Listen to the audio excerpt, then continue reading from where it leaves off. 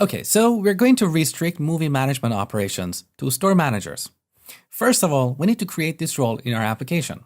And more importantly, when we deploy our application, we should have a user assigned to this role. This way, the store manager can start entering movies and then delegate other tasks to the staff. Now, I want you to pay all your attention here and follow every single step I'm going to do. First, I'm going to register a guest user.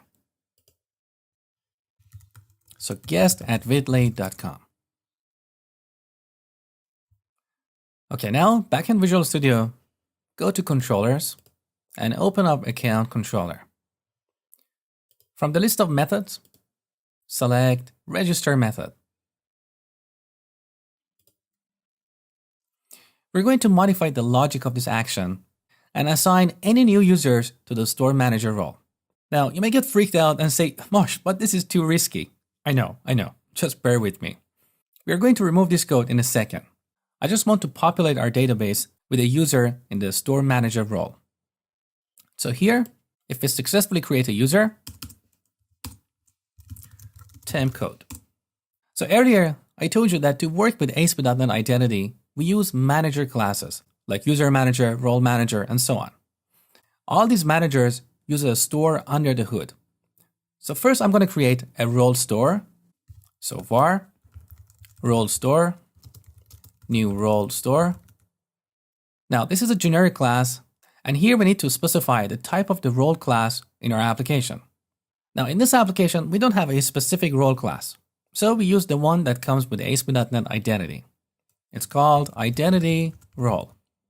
And note the namespace. It's in Microsoft.ASP.NET.Identity.Entity Framework.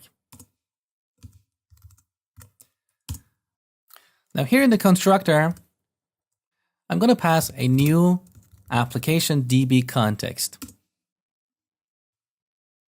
Okay, here's our store. Now we should create a role manager. Role manager, new role manager. Again, this is a generic class. So here we pass identity role as the generic parameter. And in the constructor of the manager, we pass our role store. Now to create the role, we call role manager.create async. Now because we set the generic parameter to identity role, here we need to pass an instance of identity role. And in the constructor, we set the name of the role. I'm going to set this to can manage movies. Hang on a second, what happened to Store Manager? Well, the best practice is to name these roles after the actual permissions. Store Manager is a pretty dry name. And later on, as our application grows and we give different permissions to different roles, we're not going to remember what privileges this role has. But when we use a role name like can manage movies, this is quite obvious. So we call create async, and because this is an async method, we need to await it. Now I'm going to assign this new user to our new role. So we use user manager dot add to role async. Here we need to pass the ID of this user. So user.id and the name of the role, can manage movies. And finally, we await this call. Now let's register a new user.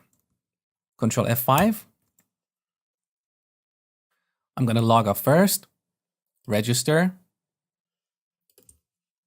admin@vidlay.com. Okay, beautiful. Now, before we forget, let's go back here and remove these 4 lines.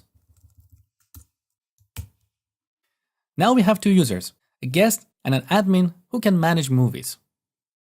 We want these users and the new role to be deployed with our application. So how do we do it? Remember the technique we used for populating our database with reference data? We use a code first migration. So open up Package Manager console, add migration, seed users.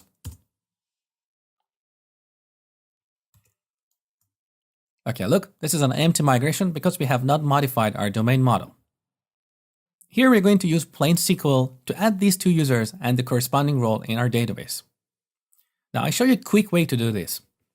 Go to Solution Explorer, click this icon to show all files. In app_data folder, here's our database. Open it, tables, right-click ASP.NET Users, show table data. So here are the two users we created. Select both, right-click, script. That's what we need. Copy. Back to our migration. SQL. I'm going to use a verbatim string so we can break it up into multiple lines. And simply paste these lines. Now I'm going to repeat. Back to SQL Server Object Explorer.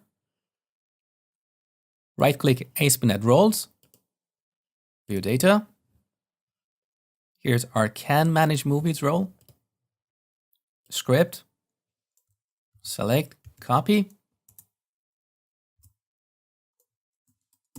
Paste it here. And finally, we need the record that associates our admin user with the new role. One more time. ASP.NET User Roles.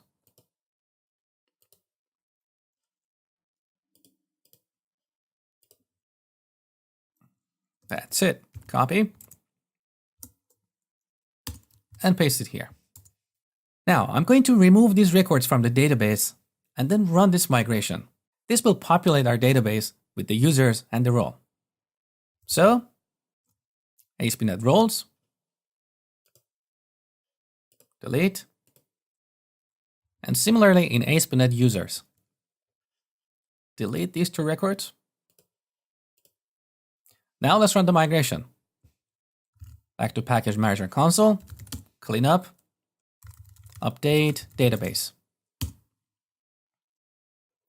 The beauty of this approach is that if we run these migrations on another database, let's say our testing or production database, we'll have the exact same setup. So this is the proper way to seed our database with users and roles. Now, if you have read some of the tutorials on the ASP.NET website, unfortunately, they show you a poor way to do this. Here's an example. This tutorial, and many other tutorials I have seen on the web, is telling me to use the seed method of the configuration class of Code-First Migrations to add users and roles to the database. I haven't covered this method in this course because that really belongs to Entity Framework.